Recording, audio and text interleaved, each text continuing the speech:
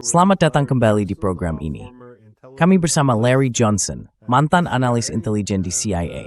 Anda dapat mengikuti karyanya di Sonar 21 yang bersifat akses terbuka dan tanpa iklan. Saya akan menyertakan tautannya di deskripsi. Seperti biasa, terima kasih banyak atas waktunya. Yes, Taub step briefly. Es said instis mo in the house, no matter begin yes. Saya ingin membahas isu tentang Trump. Ia terus mengemukakan argumen untuk perdamaian. Namun versinya tentang perdamaian tidak bergantung pada hukum internasional, prediktabilitas, atau bahkan stabilitas. Sebaliknya menurut saya, ia memandang perdamaian sebagai hasil dari kekuatan yang luar biasa, menunjukkan bahwa dirinya tidak dapat diprediksi, sehingga dunia akan takut pada konsekuensinya jika tidak sejalan dengannya. Jadi, tampaknya yang dimaksud dengan perdamaian melalui kekuatan, jika boleh dikatakan demikian. Dan ini dianggap sebagai obat bagi kelemahan. Kadang-kadang jika Anda mendengarkan dia dan Hegseth, terdengar seolah-olah hukum internasional itu sendiri adalah sesuatu yang membatasi, dan karena itu membatasi kekuatan es. Namun, untuk mengumpulkan lebih banyak kekuatan, dan dengan demikian, perdamaian dalam pandangannya, kita sekarang melihat bahwa Trump menggunakan ancaman dan tekanan untuk mencaplok Greenland. Bagaimana Anda menilai apa yang sebenarnya sedang terjadi saat ini? Dan seperti yang Anda tulis, apakah sudah saatnya mengambil kunci mobil Trump?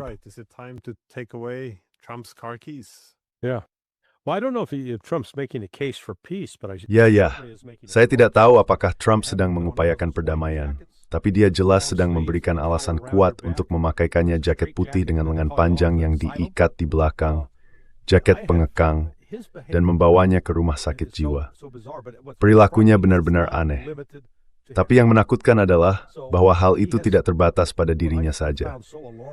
Yang saya anggap sangat mengkhawatirkan selama 3 minggu terakhir, terutama pada minggu dari Minggu 28 Desember, hingga Sabtu 5 Januari kalau saya atau ketika peninggal di Forten Kudeta ada terjadi brandbom yang memicu protes di seluruh sektor ekonomi.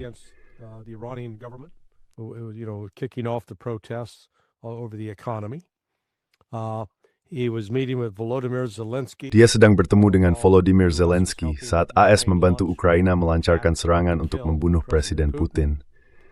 Lalu ia menutup minggu itu dengan menculik Nicolas Maduro. Dan kemudian, dengan semua itu di bawah kendalinya, dan setelah hampir melancarkan serangan militer terhadap Iran pada Selasa lalu, ia kini menggandakan sikapnya dengan secara terbuka menyatakan bahwa ia tidak mengakui atau menghormati apapun tentang hukum internasional. Bahwa hukum itu tidak berguna, bahwa yang penting adalah apa yang ia anggap benar dan perlu dilakukan. Sekarang mungkin orang akan berkata, ya, itu hanya Donald Trump berbicara ngawur. Tapi pernyataan itu telah diulangi oleh wakil kepala stafnya, Stephen Miller. Pernyataan itu juga didukung oleh Marco Rubio, Menteri Luar Negeri, dan Penasihat Keamanan Nasional.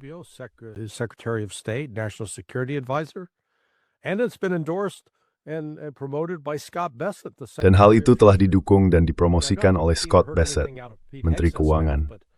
Sekarang saya belum melihat atau mendengar apapun dari mulut Pete Hegseth, tetapi sebagai Menteri Perang yang baru ditunjuk, saya yakin dia sepenuhnya mendukung hal ini.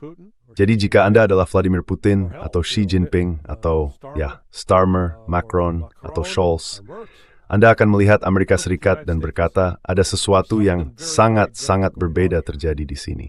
Memang benar bahwa sebagian besar negara di dunia, atau kekuatan besar di dunia, dari waktu ke waktu menemukan cara untuk mengabaikan atau menghindari hukum internasional. Tetapi mereka masih mempertahankan semacam komitmen verbal terhadapnya, dan menganggap lebih baik memilikinya daripada tidak. Namun sekarang Trump, Anda tahu, secara terbuka mengatakan bahwa itu tidak berarti apa-apa.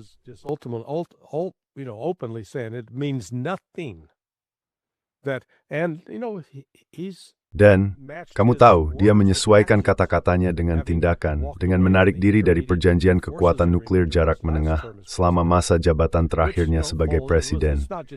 Dan bukan hanya Trump yang mengabaikan hukum internasional. Kamu tahu, George W. Bush membatalkan perjanjian anti-rudal balistik. Dan sekarang, meskipun Rusia berusaha mengatakan, "Hey, mari kita pertahankan New Start tetap hidup," Trump dan pemerintahannya sama sekali tidak menunjukkan minat untuk melakukannya. Jadi kita melihat keruntuhan total dari sistem internasional. Dan kamu tahu, setahun yang lalu, aku rasa tak seorang pun dari kita akan memprediksi bahwa kita akan duduk di sini pada pertengahan Januari menyaksikan NATO terpecah belah karena Amerika Serikat mengklaim ada ancaman dari Tiongkok atau Rusia terhadap Greenland.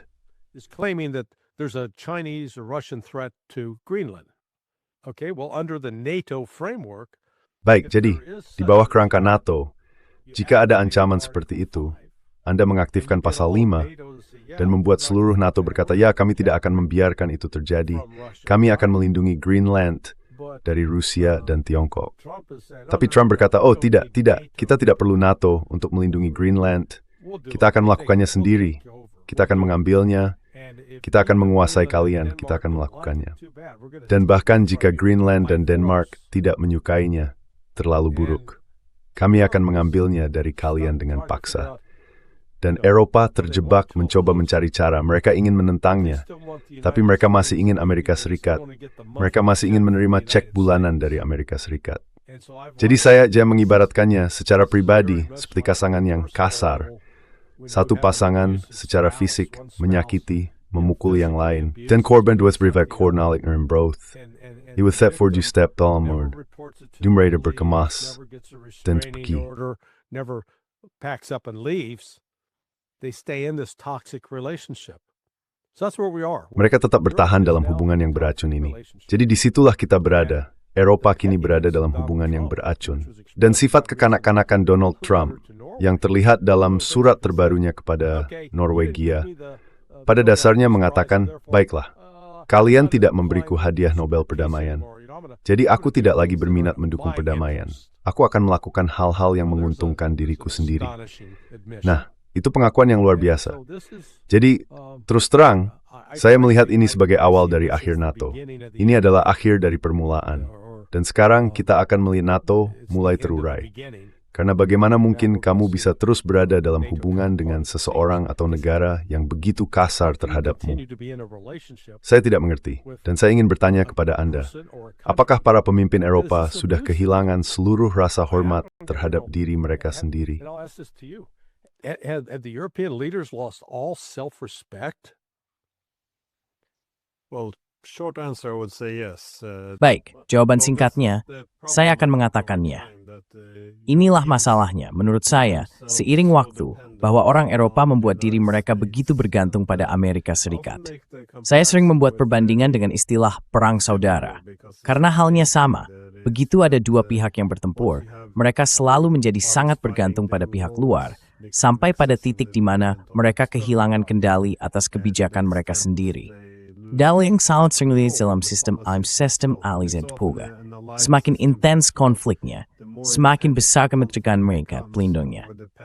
Yavethianites betyder the thika bevgingen my brow, and de used it sofpatan of value to thlam timre. Saw an opportunity to become more independent. That's when they started to talk about strategic autonomy. Saat itulah mereka mulai membicarakan tentang otonomi strategis, kedaulatan Eropa, dan semua isu tersebut.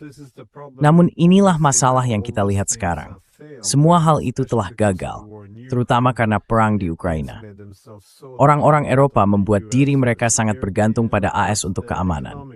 Dan tentu saja, secara ekonomi, ketika dunia menjadi semakin multipolar, orang-orang Eropa ingin menghidupkan kembali hegemoni kolektif mereka. Jadi mereka mulai menghubungan dengan Rusia, Tiongkok, dan siapapun yang diminta AS, dengan harapan bahwa kita entah bagaimana dapat memulihkan momen unipolar.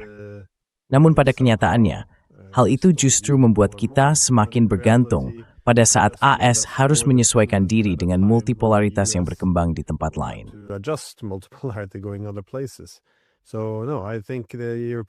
Jadi tidak, saya pikir orang Eropa telah membuat diri mereka begitu bergantung pada AS, sehingga sekarang AS bisa melakukan apapun yang diinginkannya.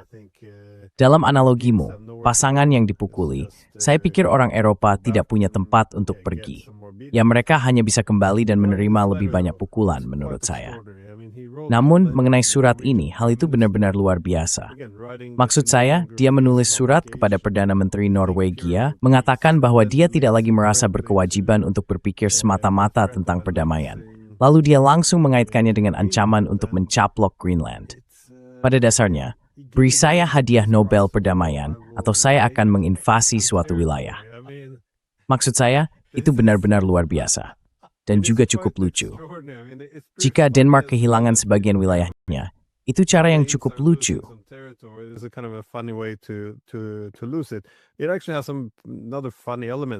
Sebenarnya ada unsur lucu lainnya di dalamnya, yaitu Trump mengatakan bahwa Rusia dan Tiongkok ingin mengambil alih Greenland, bahwa kapal perang mereka berada di wilayah itu dan sebagainya.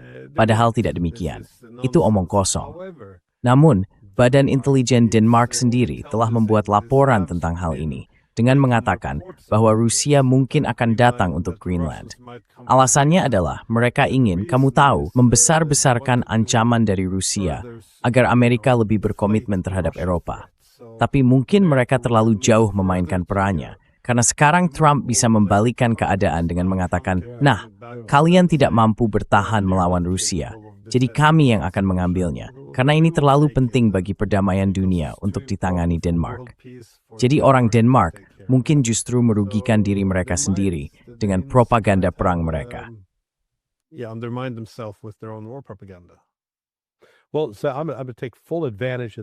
Baiklah, saya akan memanfaatkan sepenuhnya fakta bahwa saya punya seorang profesor sejarah di sini. Saya menahan Anda sebagai sandera. Jadi, ketika saya melihat evolusi Eropa dan penerimaan terhadap hukum internasional, langkah pertamanya adalah dengan Magna Carta. Ketika para bangsawan datang kepada Raja John dan pada dasarnya berkata, "Hei, kamu tidak bisa melakukan apapun yang kamu mau, hanya karena itu terasa benar, atau karena kamu merasa lebih bermoral. Kami akan menetapkan beberapa batasan atas apa yang bisa kamu lakukan."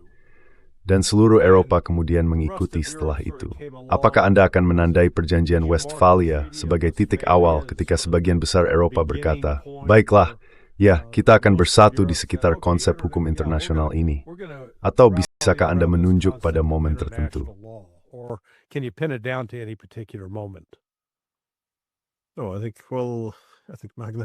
Tidak, saya pikir Magna Carta dan semua itu lebih baik dikaitkan langsung dengan Britania.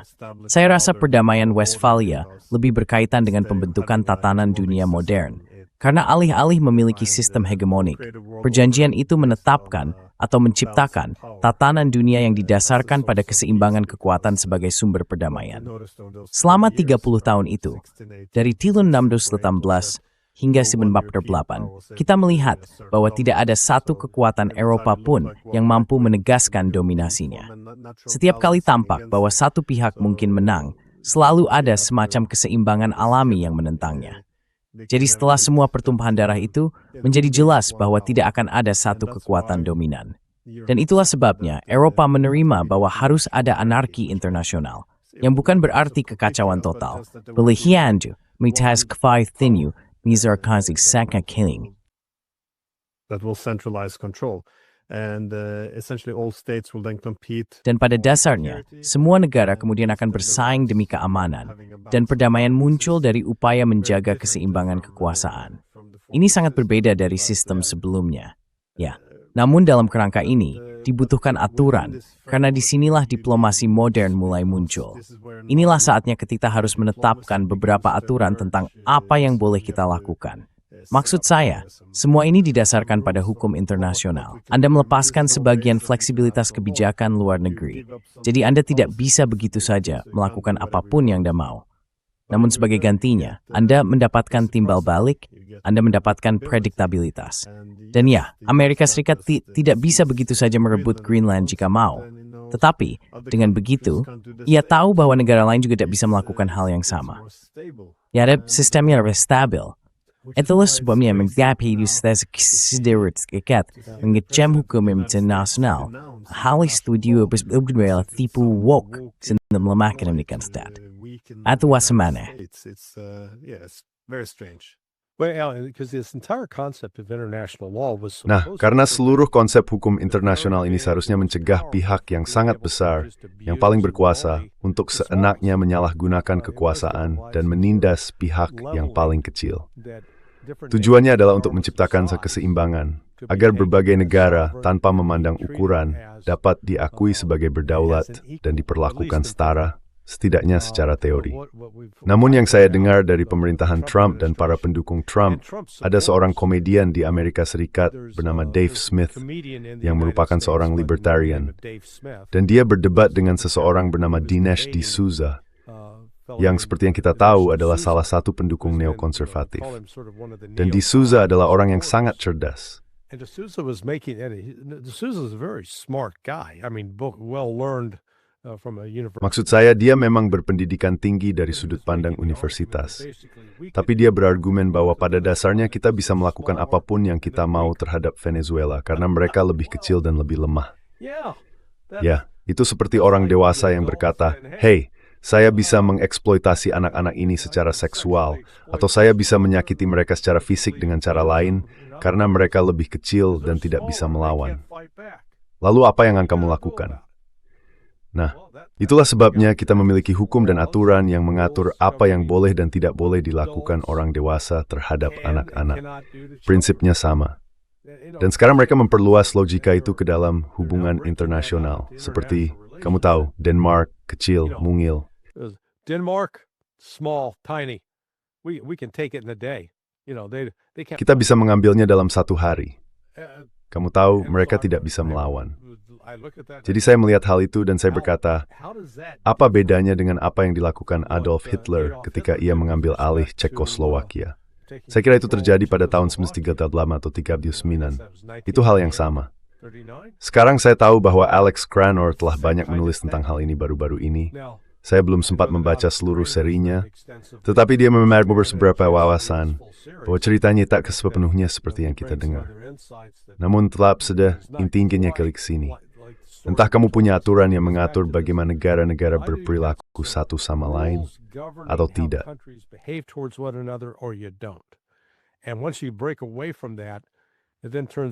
Dan begitu kamu melepaskan diri dari itu, semuanya berubah menjadi pertarungan tentang siapa yang paling kuat dan siapa yang paling kejam.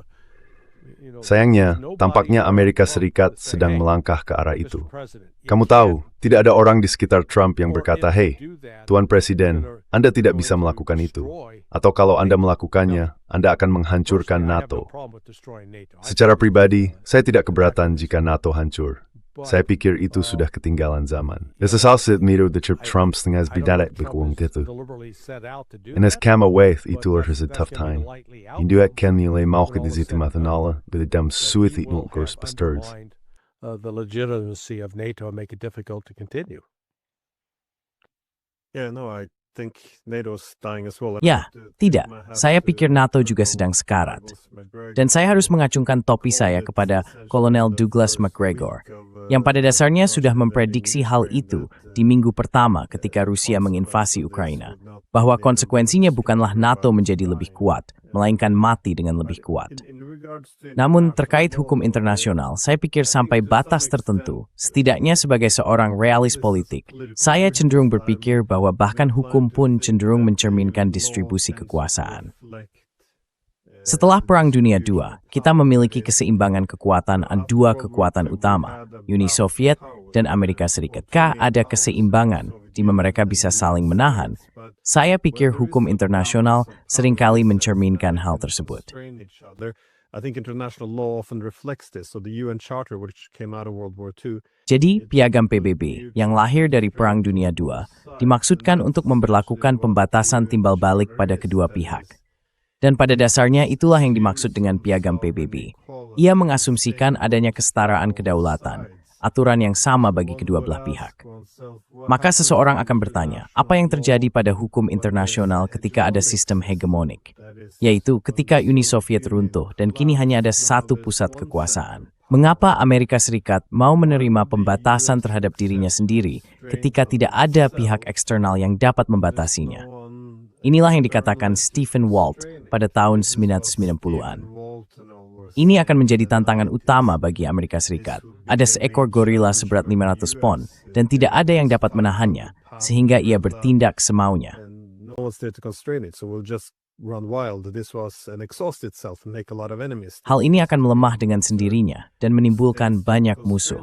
Itulah kekhawatiran utamanya, karena negara-negara tidak membatasi diri mereka sendiri. Jadi seperti apa hukum internasional itu? Nah, pada tahun 1990-an muncul berbagai prinsip baru. Intervensi kemanusiaan, yang berarti kita bisa menggunakan kekuatan tanpa batasan bagi kita, tetapi orang lain tidak bisa. Lalu ada promosi demokrasi, ada perubahan batas wilayah seperti di Kosovo, dengan alasan memang tidak legal, tapi sah karena PI yang memutuskannya. Ada juga perang global melawan teror, yang pada dasarnya berarti kedaulatan baginya, tapi tidak bagi kalian. Itulah kira prinsipnya. For us, but not for you. This is kind of the principle, but this is kind of natural. If there's a hegemonic system. Tapi hal ini agak wajar jika ada sistem hegemonik. Sang hegemon tidak akan membatasi dirinya sendiri. Namun, saya pikir masalahnya sekarang adalah kita sedang menuju sistem multipolar, dan kita harus mulai menerima kembali pembatasan timbal balik. Saya rasa Trump ingin memulihkan hegemoni, tetapi tidak ada kerangka untuk melakukannya. Jadi ya, ini hanya soal siapa yang kuat, dia yang benar, dan mengambil, sesuatu dari sekutumu. Pada dasarnya mendapatkan apa yang kamu inginkan. Saya pikir ke sana arahnya.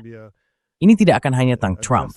Saya pikir, baik AS maupun Eropa harus menyesuaikan diri dengan makna internasional dalam dunia multipolar.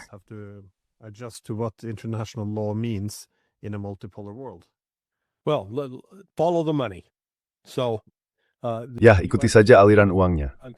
Amerika Serikat hingga tahun lalu masih mampu pada dasarnya menetapkan aturan dan mengatur permainan karena dunia bergantung pada dolar.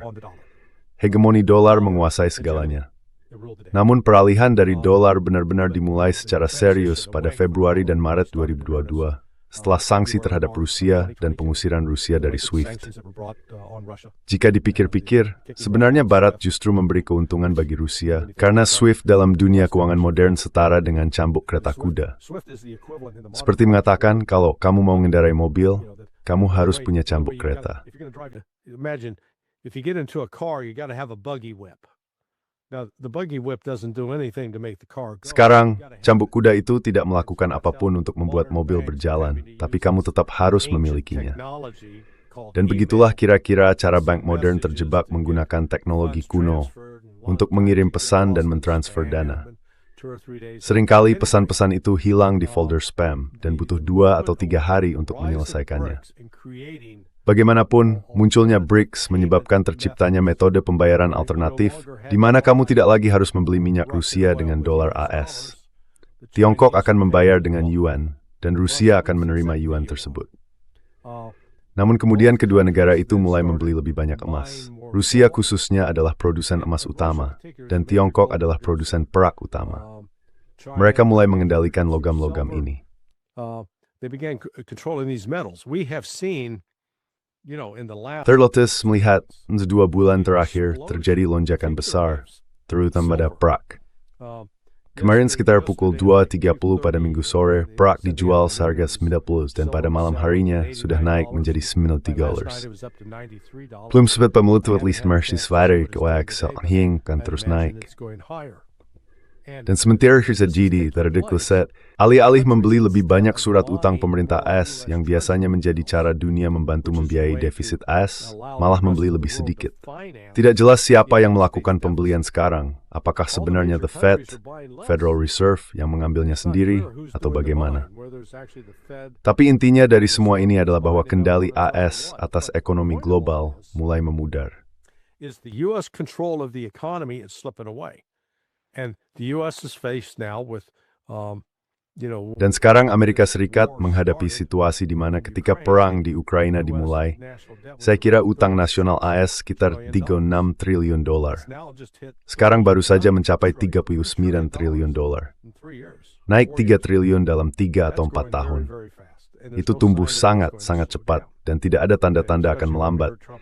Terutama setelah kita mendengar Trump mengumumkan bahwa ia akan meningkatkan anggaran pertahanan menjadi 1,5 triliun dolar, naik 500 miliar dari sebelumnya. Jadi sekarang ada fenomena ini dengan Rusia dan Tiongkok. Secara ekonomi mereka tidak lagi bergantung pada Amerika Serikat. Mereka berhasil melepaskan diri dari ketergantungan pada dolar AS. Rusia, karena memiliki sumber daya alam terbanyak dibanding negara manapun di dunia, berada dalam posisi untuk benar-benar Anda tahu, mengambil sumber daya itu dari dalam tanah, memproduksinya, dan menjualnya. Take those resources out of the ground, get them into production and sell them. And China, who is now leading the world in terms of industry. Dan sekarang Tiongkok memimpin dunia dalam produksi industri dan mengendalikan rantai pasokan di seluruh dunia. Hal ini menempatkan Amerika Serikat pada posisi yang benar-benar tidak menguntungkan. Apa yang kita saksikan sekarang adalah bahwa ketika Anda membentuk kembali tatanan keuangan internasional, Anda juga membentuk kembali tatanan politik internasional. Hingga saat ini, Amerika Serikat mampu, seperti yang mereka tunjukkan pada 28 Desember, menjatuhkan ekonomi Iran dengan membuat mata uangnya kolaps. Saya tidak tahu persis bagaimana mereka melakukannya, tetapi saya mencatat bahwa George Soros pernah mencoba melakukan hal serupa terhadap Inggris. Jadi jika satu orang seperti George Soros bisa melakukannya, Anda harus mengakui bahwa negara sebesar Amerika Serikat tentu bisa melakukannya. Tentu bisa melakukannya terhadap negara sebesar Iran.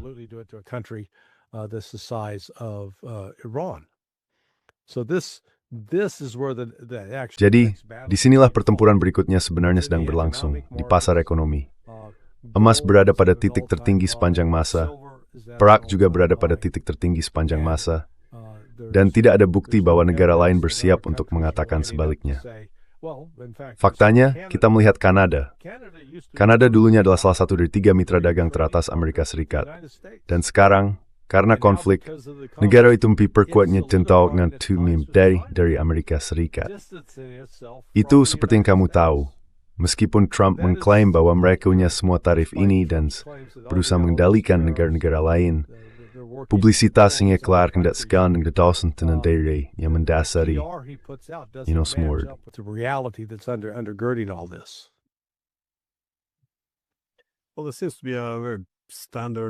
Nah, sepertinya ada pola yang sangat standar pada titik ini. Maksud saya pikir Iran sedang mengikuti jalur yang sama seperti Suriah. Pertama, kamu menggunakan senjata ekonomi terhadap mereka untuk menciptakan kekacauan ekonomi dan ketidakstabilan politik, lalu membantu memicu protes dunia dan pemberontakan. Setelah itu, 2 hal bisa terjadi. Entah kamu berhasil mengendalikan atau membajak masyarakat sipil dengan mendorong kudeta, atau pemerintah melakukan perlawanan dan kamu mengklaim melindungi rakyat dari pemerintahnya sendiri. Dan kemudian, tentu saja, negara itu hancur dan terpecah belah, sementara kita berbicara tentang demokrasi dan hak asasi manusia. Jadi, ini seperti kita sudah pernah melihat film ini sebelumnya. Ya.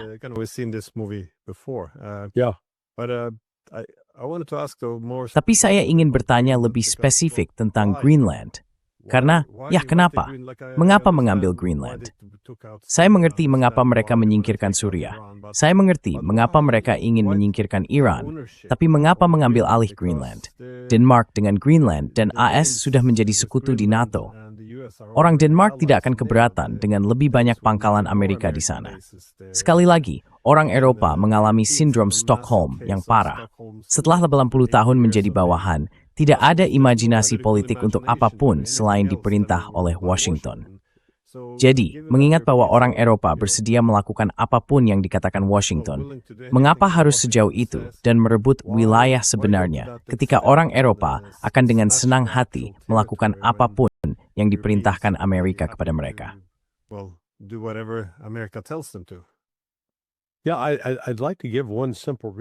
Ya, saya ingin memberikan satu alasan sederhana, tapi saya rasa tidak ada alasan yang benar-benar sederhana. Ini benar-benar membingungkan. Salah satu pembenarannya adalah, Amerika Serikat membutuhkan mineral tanah jarang yang sedang ditahan oleh Tiongkok. Tapi tetap saja mineral itu harus digali dari tanah di Islandia atau Greenland dan kemudian harus diproses. Dan disitulah masalahnya. Kamu tahu sekitar 40 mil di utara tempat saya di Bradenton, Florida, ada perusahaan tambang bernama Mosaic. Mosaic punya pasokan yang melimpah. Mereka sudah mengerjakan semua tambang gipsum ini dan mereka punya banyak material. Semua itu mengandung mineral tanah jarang. Masalahnya adalah AS tidak memiliki pabrik pengolahan. The problem is US doesn't have a processing plant. And the processing plant is very Dan pabrik pengolahannya sangat kotor serta tidak ramah lingkungan. Jadi mendapatkan izin penggunaan untuk salah satu dari pabrik tersebut adalah harus yang berbeda. Argumen tentang mineral tanah jarang tidak masuk akal. Lalu ada gagasan tentang keinginan untuk mendapatkan akses ke Arktik. Amerika Serikat memiliki 2 kapal pemecah es, tetapi hanya SAS berfungsi. Jadi setidaknya ada 1 kapal pemecah es yang benar bisa digunakan. Itu tidak akan membawa baik kemajuan dalam hal keluar masuk Arktik secara teratur. Sebaliknya, Rusia memiliki setidaknya 8 dan mungkin 5-6 seteranya gundeka bertenaga nuklir, jadi tidak semuanya. maybe 6 are nuclear powered, if not all. So I mean, they've got world class icebreakers. Jadi, maksud saya mereka memiliki kapal pemecah es kelas dunia untuk melintasi wilayah itu di musim dingin ketika laut membeku. Dan lagi, kami tidak pernah punya satupun kasus di mana Amerika Serikat mengajukan permintaan kepada Greenland dan berkata, "Hey, bisakah kami memperluas pangkalan kami?" Lalu Greenland berkata, "Tidak boleh," atau Denmark menolak. Itu tidak pernah terjadi. Atau ketika mereka berkata, "Kami ingin menambah personel," tidak pernah ditolak. Jadi, menurut saya, ini lebih merupakan proyek kesombongan pribadi Donald Trump. Mereka menggunakan alasan keamanan nasional, tapi dia mungkin akan menamainya Trumpland. Ini bukan lagi Greenland, akan menjadi Trumpland. Dan saya tidak akan kejut jika itu menjadi satu lagi cara untuk memuaskan egonya. Way of catering to his vanity. Yeah, I was wondering if it's Ya, saya bertanya-tanya, apakah kamu melihat kemungkinan terjadinya perpecahan di dunia politik barat? Dan dia ingin mengambil langkah lebih awal, tahu kan? Karena jika dunia menjadi multipolar, maka AS tidak akan bisa terlalu fokus pada Eropa, sehingga akan memiliki lebih sedikit hal untuk ditawarkan. Sementara itu, orang Eropa, jika mereka ingin tetap independen dan cukup relevan, harus mendiversifikasi hubungan mereka dan mulai menjalin koneksi dengan kekuatan besar lainnya. Jadi kamu bisa melihat bahwa dalam dunia multipolar, dunia politik barat tidak akan bisa bertahan juga. Kamu bisa saja membuat argumen strategis, saya rasa, bahwa lebih baik mengambil apa yang membutuhkan sekarang saat sistem aliansi mulai terpecah.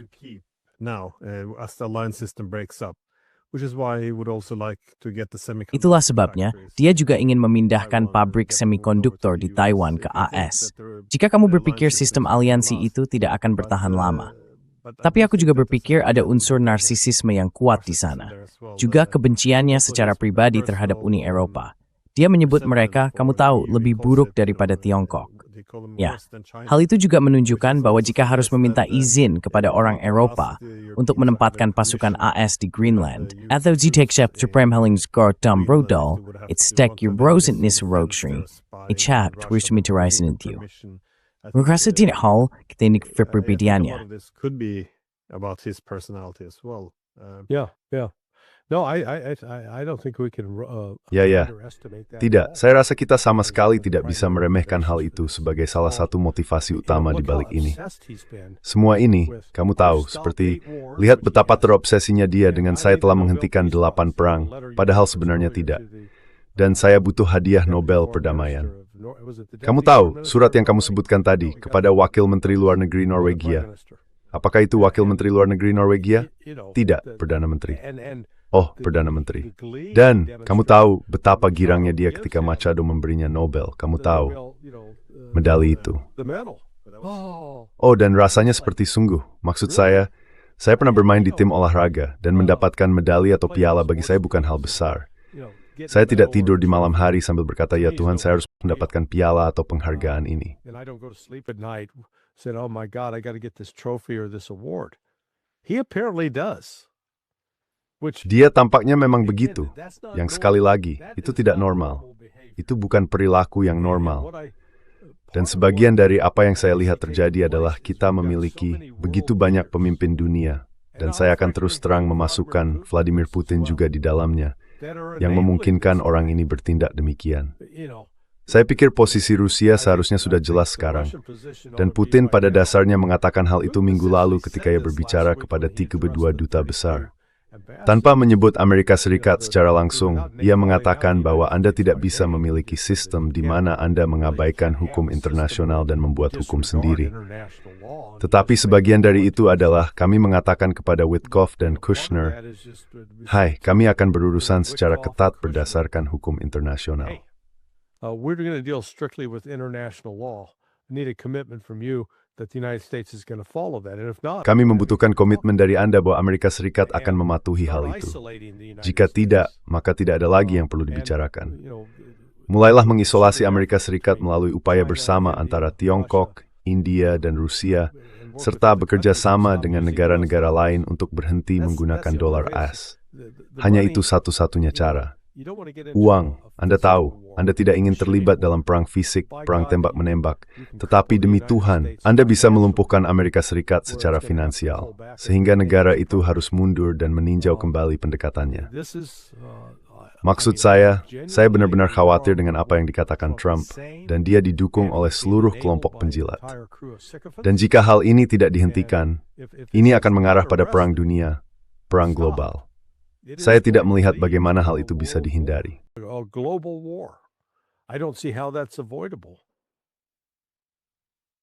It's just sad to watch him. Rasanya menyedihkan melihat dia kurasa merasa senang mendapatkan medali milik orang lain. Dan tentu saja, ironi besarnya adalah bahwa orang lainlah yang memenangkannya. Satu-satunya alasan dia memenangkannya menurutku adalah karena orang Norwegia ingin menenangkan Trump dengan pada dasarnya memberinya legitimasi untuk menginvasi Venezuela, dengan memberikannya kepada seorang pembangkang yang secara terbuka menyerukan invasi ke negaranya sendiri. Benar, tapi hal itu punya preseden. Maksudku, pada tahun 1920, ada seorang Norwegia bernama Knut Hamsun yang memenangkan hadiah Nobel Sastra. Dan dia benar-benar memberikan medali Nobelnya kepada Joseph Goebbels pada tahun 43, Menteri Propaganda Nazi. Karena dia berpikir bahwa Menteri Propaganda Nazi itu adalah orang yang paling hebat. Jadi hal seperti itu memang pernah terjadi sebelumnya. So there has happened before. Yeah, I mean, and Ya, maksud saya Utsep Horpa mengalaminya sudah banyak, so semua yang perlu kamu ketahui tentang hal ini. Bahwa pada dasarnya, Trump sebanding dengan seorang propagandis Nazi. Kita bisa memikirkan argumen itu. you can make that case. Yeah, Itu bukan tampilan yang baik. Tapi, saya ingin bertanya kepada Anda tentang pertahanan Greenland. Karena orang Eropa ingin menunjukkan bahwa mereka tidak sepenuhnya tidak relevan. Seperti yang Anda katakan, mereka tampak seperti pasangan yang disalahgunakan. Mereka ingin menunjukkan bahwa mereka bisa menghadapi Donald Trump. Jadi mereka mengatakan akan membela Greenland. Mereka mengirim sejumlah kecil pasukan, maksud saya, benar-benar hanya segelintir. Inggris mengirim 1 orang, Norwegia mengirim 2, dan Jerman mengirim beberapa lagi. Tapi kemudian, sehari setelah pasukan Jerman tiba, Trump berkata, "Kalau kalian mencoba menolak aneksasi Greenland, kami akan mengenakan tarif pada kalian semua." Jadi dia memberlakukan tarif 10% sehari setelah pasukan Jerman pergi. Jadi saya tidak yakin. Saya tidak tahu bagaimana Anda menafsirkan ini. Apa tujuan dari semua upaya pertahanan ini? Maksud saya, apakah ada gunanya? Isin ini skant invasive breath area. Bukan membraver. Or is this just virtue signaling, or how are you assessing it? I'm assessing it as this is a 20. Saya menilainya sebagai pembaruan abad ke-21 dari film Monty Python, The Knights of the Holy Grail. Oke, ini satir, lucu, konyol, namun masalahnya ini nyata. Kamu tahu, dalam film Monty Python, ketika para ksatria mulai bertarung, mereka akan berteriak, "Kabur, kabur." Nah, itu Jerman. Maksud saya, kita baru saja melihat orang Jerman melakukan hal itu. Mereka mendarat dan berkata, "Oke, kami bertahan 36 jam. Kembali ke pesawat, teman-teman. Ayo kabur." Eropa, Remaev, Dixat the Breaks, Garis. Jura fourth timbri betav hat militaire dengan Amerika Serikat. Uneco de Guget Kurtil, Tinian. Timelt Skalon Kirmembat S. You must get in the masters. It's easy to ask put her to invest as a deal popcorn. This would have been a good time to invest in popcorn. because I'm sure the demand for it has gone up and Russians are just sitting Karena saya yakin permintaannya di Rusia telah meningkat. instead of watching a movie. Mereka hanya duduk di sana dengan ember berisi popcorn, makan sambil menonton.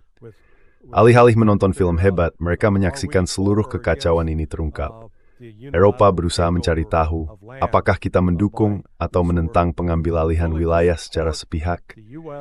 Jadi kita bersedia mendukung Amerika Serikat dan perang melawan Ukraina karena Rusia melanggar hukum internasional dengan merebut wilayah di Ukraina. Tapi kita akan berpura-pura tidak melihat ketika Amerika Serikat mengambil negara anggota NATO dan merampas properti serta hak kedaulatannya. Dan kita tidak akan melakukan apapun. Dan beberapa orang berkata, oh ya, kita harus melakukan sesuatu. Jadi semua ini hanyalah sandiwara belaka. So this is just, it's all kabuki theater. The only thing that's going to make a difference is if the Europeans finally... Satu-satunya hal yang akan membuat perbedaan adalah jika orang Eropa akhirnya bersatu dan berkata, tunggu sebentar, ini tidak bisa dibiarkan. Lalu mereka mulai menutup pangkalan militer AS, mulai menolak akses AS ke tempat-tempat seperti Wiesbaden. Saya sama sekali tidak melihat Inggris akan melakukan itu.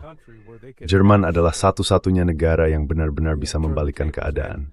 Dan bagaimana jika, mari kita bayangkan skenario paling ekstrem, di mana Merkel berkata, tunggu sebentar, kami sudah cukup menerima perlakuan buruk dalam hubungan ini. Kami keluar, kami akan kembali ke Rusia, kami akan beli minyak Rusia, kami akan membeli gas Rusia. Sejauh yang saya pahami, sebagian dari pipa Nord Stream is that Newman, jadi mereka masih bisa menyerahkan gas ke Jerman.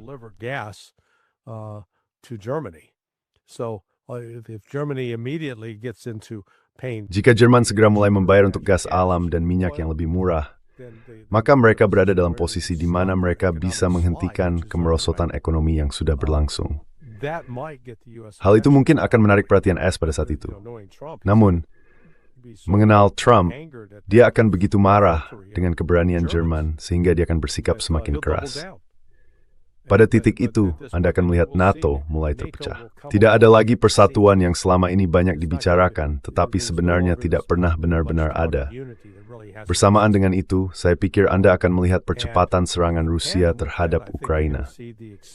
Jenderal musim dingin benar-benar membuat mereka kewalahan karena semua pembangkit listrik telah dihancurkan dan semakin banyak warga Ukraina yang terpaksa meninggalkan kota-kota seperti Kiev, Zaporizhia, Dnipropetrovsk, dan Kharkiv. Cities like Kiev, Zaporizhia, Dnipropetrovsk, Kharkiv. Yeah, well, menurut saya itu akan masuk akal bagi orang Eropa. Melawan Amerika secara langsung tidak masuk akal. Tapi saya pikir menyampaikan bahwa hal itu akan datang dengan biaya yang tinggi. Itulah alat utama untuk melangkah maju, tentu saja. Tapi ini adalah taruhan besar, karena orang Eropa tidak ingin orang Amerika pergi. Mereka ingin mereka tetap tinggal. Trump yang mencoba menariknya kembali. Jadi, ancaman mereka pada dasarnya adalah apa yang diinginkan Trump, yang hampir membuat saya berpikir, ini siasat untuk mengurangi relevansi NATO. Karena Trump tidak bisa melakukannya sendiri. Anda memerlukan Kongres, sulit untuk dilakukan. Tuami diktat suava the snappy, mentitipkan yang berhasil. But if the Europeans does it for him, then it would work. I'm not saying this is the efforts, but Saya tidak mengatakan bahwa ini adalah upayanya, tetapi secara keseluruhan tampaknya perilakunya yang tidak menentu, seringkali seperti yang saya katakan, merupakan kendali eskalasi, yaitu eskalasi. Dia mampu meningkatkan ketegangan secara dramatis. Lalu orang-orang berusaha mencari kompromi karena, menurut saya, dia tidak keberatan dengan perang. Dia lebih khawatir tentang perang tanpa akhir, perang mahal yang menyeret Amerika dan tidak membiarkannya keluar. Dia tampaknya memiliki keengganan terhadap biaya tinggi, tetapi menginginkan hasil yang mudah dicapai. Kita melihat hal ini di Panama. Dia mengeluarkan beberapa ancaman, lalu pihak Panama membuat beberapa konsesi. Di Yaman, ketika berniat untuk menyingkirkan mereka begitu saja, itu tidak berhasil. Jadi dia memutuskan untuk berhenti.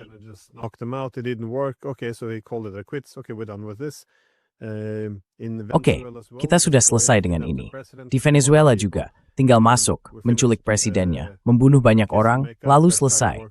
Kamu tahu, berdamai, mencoba bekerja sama dengan sisa-sisa pemerintahan. Di Iran juga, coba hancurkan fasilitas nuklirnya, lakukan serangan pemenggalan, lalu tidak berhasil. Oke, kalau begitu kita akhiri saja segera. Jadi tampaknya ini jalan yang akan diambil. Jika orang Eropa menempatkan beberapa pasukan di Greenland, setidaknya sebagai pemicu, Neamberg berusak hubungan berbeda. Inuau, mansiping non faces passenger yang pertene sport brower, alam with you. Zwim the ketuasi. This kind of things, I think that would work. But the problem is Europe can't live without. Tapi masalahnya adalah, Eropa tidak bisa hidup tanpa Amerika Serikat. Jadi benar, itu akan terasa sangat hampa. Dan lagi saya rasa ancaman apapun tidak akan benar-benar dijalankan. Tapi maksud saya juga penasaran dengan pendapatmu tentang komentar Perdana Menteri Italia, Meloni, karena dia mengatakan bahwa setelah Trump memberlakukan tarif terhadap orang Eropa yang mengirim pasukan dan mulai menentang aneksasi, jelas telah terjadi kesalahpahaman, masalah komunikasi. Orang-orang Eropa itu baru saja mengirim pasukan ke Greenland untuk mempertahankannya dari Rusia dan Tiongkok. Karena Trump mengatakan bahwa itulah masalahnya, bahwa mereka harus menganeksasi Greenland karena Denmark tidak bisa mempertahankannya.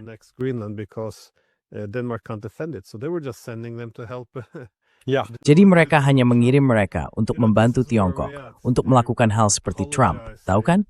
Inilah situasinya sekarang. Mereka meminta maaf karena membangun pencegahan untuk mempertahankan tanah mereka sendiri, dan mereka meminta maaf kepada Trump karenanya. Begitulah keadaan kita sekarang. Tapi bagaimana pendapatmu tentang ini? Tentu saja, mungkin aku salah, mungkin memang itu maksud sebenarnya, tapi tetap saja tidak masuk akal. Maksudku, in order to mask the agab mangengum tiraf from Rushdong Nakok, Greenland, ijo mencut sa Ploknyu. Kamaskal take bakakor. Trying to annex it doesn't really make any sense at all.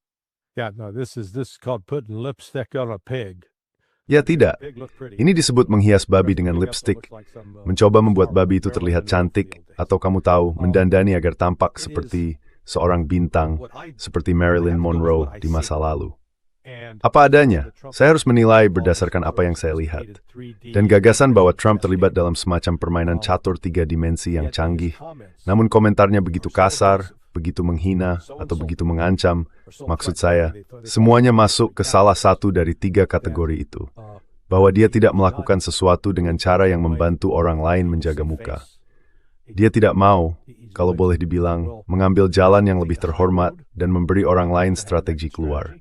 Tidak, pendekatannya sepenuhnya kekuatan tanpa kompromi. Hampir memaksa beberapa pemimpin ini untuk merendahkan diri atau menerima penghinaan demi penghinaan. Dan kamu tahu, mungkin kamu bisa lolos dengan itu sekali. That you might be able to get away with that once, but you can't keep getting away with it because at some point people will. Tapi kamu tidak bisa terus lolos begitu saja, karena pada titik tertentu orang akan melawan. Mereka akan mencari balas dendam. Mereka akan menemukan cara untuk menusukmu dari belakang atau menjebakmu. Jadi Trump itu lemah. Menurut pandangan saya, apa yang dilakukan Trump secara dramatis melemahkan kemampuan Amerika Serikat untuk terus menjalankan pengaruh hegemoniknya di dunia. Sebaliknya, dia kembali menggunakan tarif sebagai alat politik. Kamu tahu, secara historis, tarif telah digunakan dengan sukses ketika diterapkan untuk tujuan ekonomi. Ketika satu negara sangat dirugikan oleh kapasitas ekonomi negara lain, atau oleh apa yang diproduksi dan diperdagangkannya, dan sebagainya. Jadi kamu bisa menggunakan tarif untuk melindungi produksi domestikmu sendiri. Tapi ketika kamu mengubah tarif menjadi alat politik, alat untuk menghukum dan memaksa, itu hanya berhasil dan memiliki kendali monopoli atas suatu produk atau atas mata uang. Dan itu sudah tidak berlaku lagi.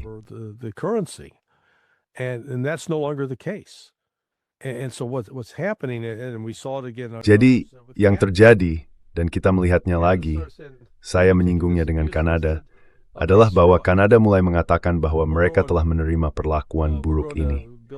Dan saya berkata, baiklah, terserah, kita akan memperkuat hubungan kita dengan Tiongkok. Ini tidak akan menjadi perubahan yang terjadi dalam semalam, tetapi setahun dari sekarang Anda akan melihat lebih banyak kendaraan Tiongkok diimpor ke Kanada, dijual kepada warga Kanada, dan lebih sedikit kendaraan AS. Ia akan merugikan industri otomotif. Disinsentif to carry the band Amerikas inget dorifo. The perguda homices and saman in the do you through ad stores. The threats against India have backfired. India's not working to change its policy. India tidak berusaha mengubah kebijakannya untuk menyesuaikan diri dengan Amerika Serikat. Negara itu sedang mencari mitra dagang baru dan berkata, baiklah, kami harus hidup tanpa mereka. Jadi ketika Trump hidup dalam keyakinan keliru bahwa Amerika Serikat begitu kuat, bahwa kita adalah kekuatan bisnis, ekonomi, dan militer yang sangat penting sehingga tidak ada yang bisa hidup tanpa kita, tiba-tiba ia menyadari bahwa banyak negara berkata, ya, tidak, kimpa saja haklin. En volgens mij kemungkinan karin sedikit sedih kami tapi. It's rushing toward sekali sering fokusnya sinin juga abusif. I liken it to that abusive spouse relationship because it is dysfunctional. Karena kamu tahu ini tidak berfungsi dengan baik, dan ini hampir seperti gangguan kepribadian adiktif. Seseorang tidak akan berubah sampai mereka sampai pada titik di mana mereka berkata, aku harus membebaskan diri, dan mereka menemukan bahwa mereka bisa melakukannya, melanjutkan hidup dan menemukan kehidupan baru. Jadi kita sedang berada dalam momen transisi seperti itu dalam sejarah. Jika kita melihat kembali periode ini dari Februari 2022, dan menurut saya hingga Desember 2026, kita akan melihat perubahan dan pergerakan yang sama pentingnya di arena internasional, seperti yang terjadi antara Mei 1945 hingga Desember 1948. Perubahan yang begitu dramatis.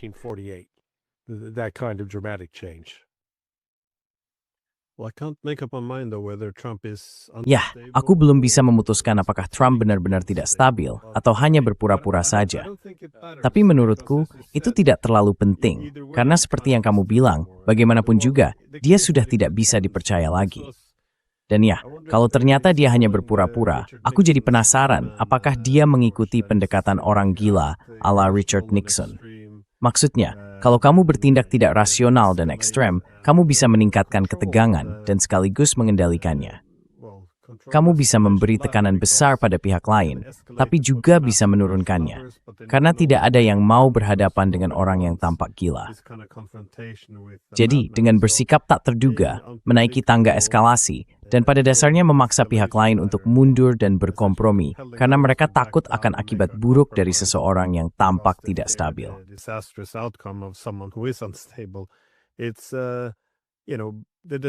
Ada sedikit keuntungan dalam terlihat tidak stabil, tapi itu hanyalah teater politik. Itulah sebabnya banyak negara akan melakukan hampir apapun yang Trump katakan, hanya untuk menghindari konflik langsung. Karena tidak ada yang bisa memprediksi bagaimana dia akan bertindak, berbeda dengan para pendahulunya. Jadi sampai batas tertentu, itu berhasil. Maksud saya, orang Eropa sekarang melakukan apapun yang mereka bisa untuk menghindari konflik dengan Trump. Mereka hanya berharap dia akan melakukan apa yang dia mau dan mengarahkan amarahnya yang tak terduga kepada Rusia. Orang Rusia tampaknya juga ikut bermain dalam sandiwara diplomasi Trump ini. Lalu, dia mengalihkan amarahnya ke arah lain, kepada orang Eropa dan Zelensky. Jadi akhirnya muncul pola seperti ini. Suatu hari semua kesalahan ada pada Zelensky, keesokan harinya dia kecewa pada Putin.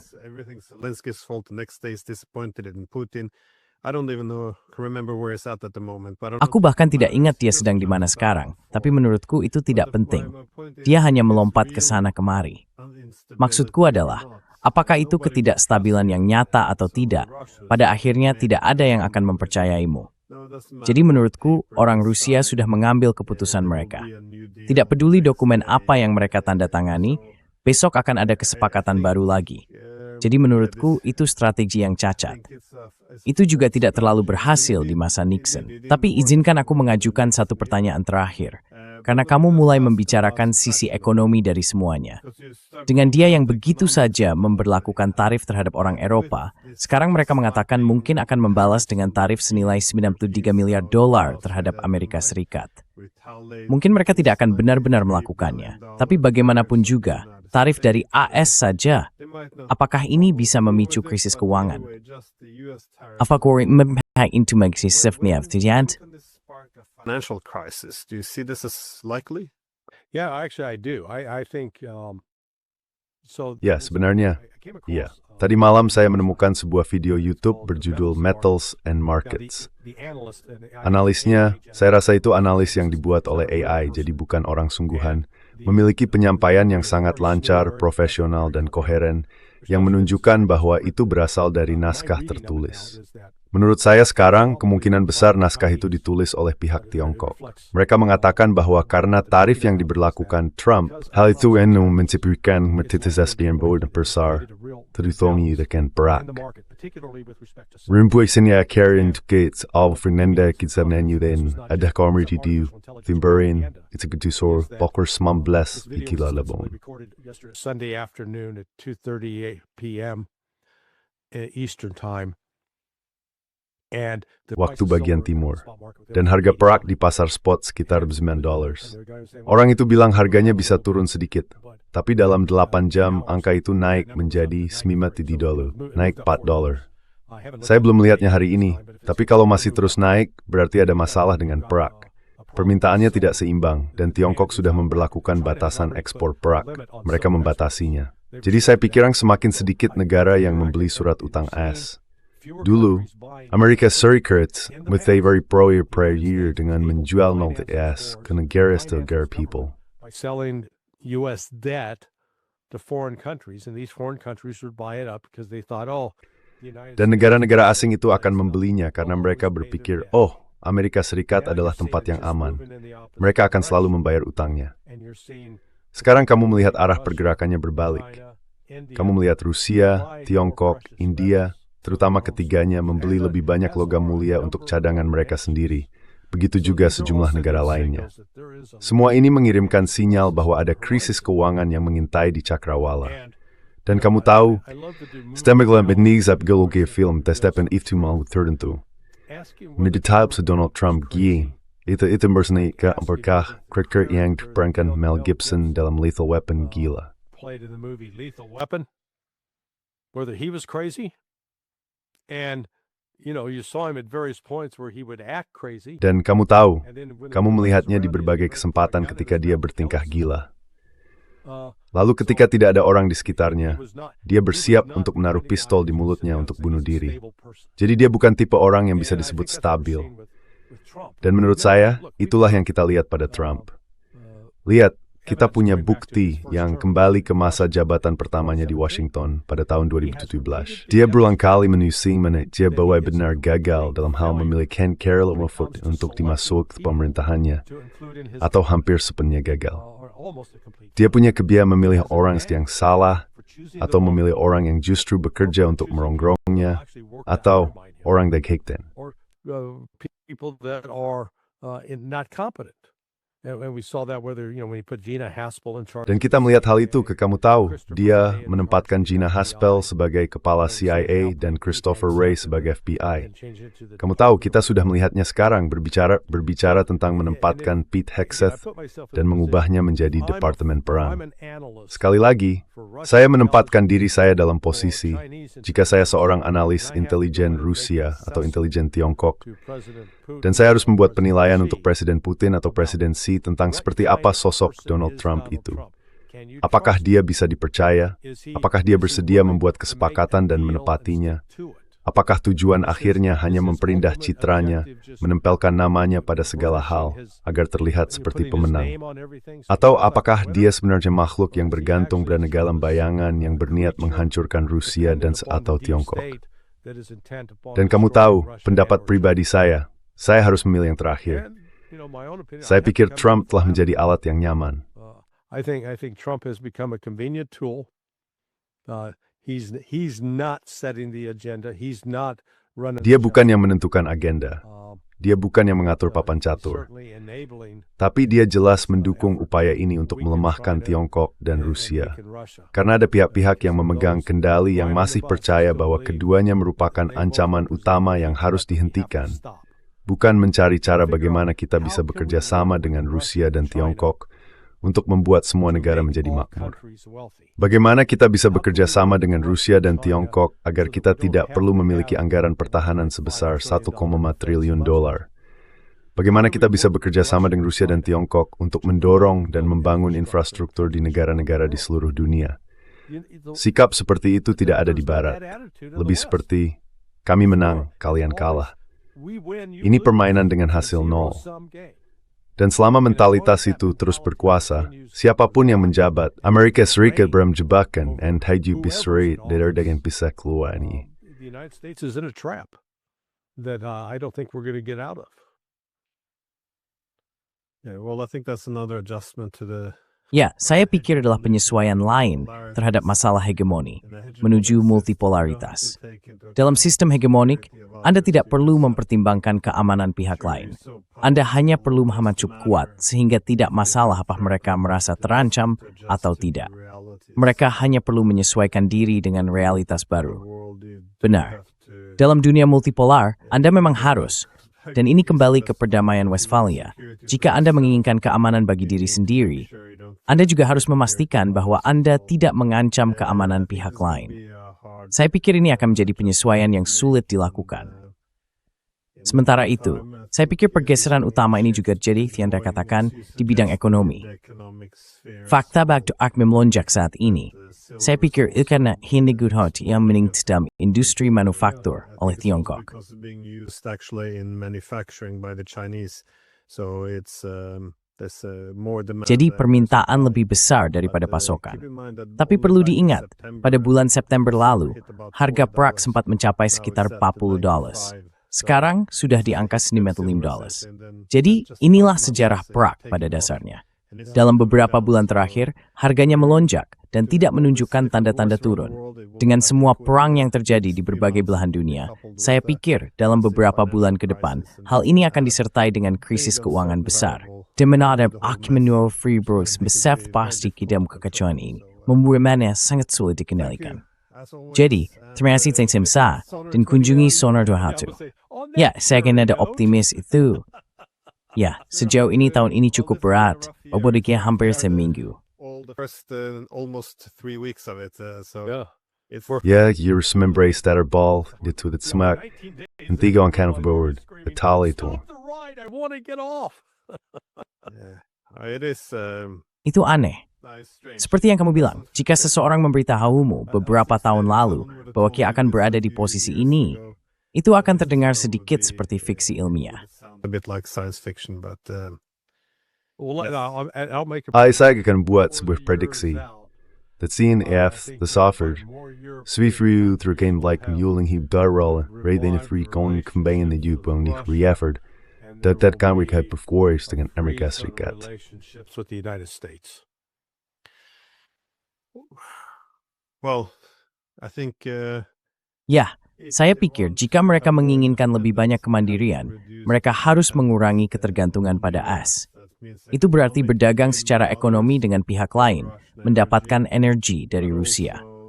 Namun, garis pemisah di Eropa dibentuk kembali setelah Perang Dingin untuk memperkuat posisi AS di Eropa. Dan sekarang hal itu justru membuat kita semakin bergantung. Jadi, sementara orang Eropa berusaha mempertahankan perang, Yais paling ngarat Winchams memalit seksith, mengakhiri jian cepat, agar korrektinian berkurang. It's less dependence, and but it is interesting. Tapi menarik untuk melihat bagaimana orang Eropa tiba-tiba terkejut. Karena hanya dalam tahun terakhir masa kepresidenan Trump, kita sudah menyaksikan serangan terhadap penangkal nuklir Rusia. Kita melihat pembantaian di Gaza, serangan terhadap Iran, pemboman di Nigeria, penculikan Presiden Venezuela, serta ancaman terhadap Kuba, Meksiko, Kolombia, dan Nicaragua. Dan tiba-tiba semua orang terkejut karena dia mungkin ingin mengambil Greenland. Maksud saya, kita ikut membantu memberi makan monster ini. Dan ya, ini adalah monster Frankenstein, bukan di bawah kendali kita. Tepat sekali. Dan sekali lagi, di akhir mungkin, terksinzi Larry. Setim nawal kurang dia bertemu denganmu lagi. And look forward to seeing you again. Hey, my friend. Hi, this Dort, you were Gary I think. For him rate is it in Devil Street. You're doing. Trace. Thank you.